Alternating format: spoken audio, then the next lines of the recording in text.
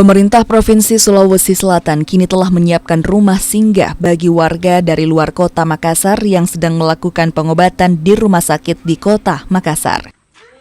Rumah singgah ini diperuntukkan bagi keluarga pasien kurang mampu yang sedang berobat di rumah sakit di Makassar dan harus menjalani rawat inap. Dengan adanya rumah singgah ini, warga kurang mampu yang sedang berobat tidak perlu lagi mengeluarkan biaya untuk penginapan. Setiap kamar di rumah singgah ini hanya diperuntukkan bagi 2 anggota keluarga pasien yang menemani pasien melakukan pengobatan di rumah sakit di Makassar.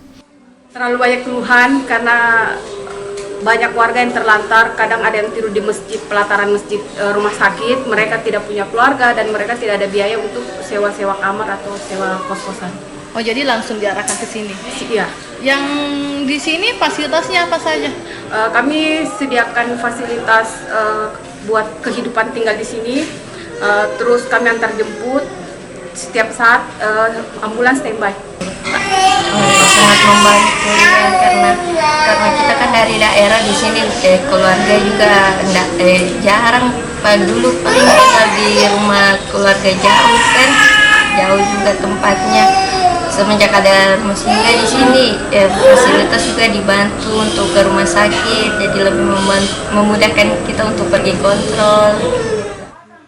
Rumah singgah yang berada di Jalan Politeknik Lorong 3, Kelurahan Tamalan Rea, Kota Makassar, mulai digunakan sejak tahun 2022. Di rumah singgah ini, keluarga pasien diberi fasilitas kamar inap, makanan, dan ambulans. Nila Rustam, Kompas TV Makassar, Sulawesi Selatan.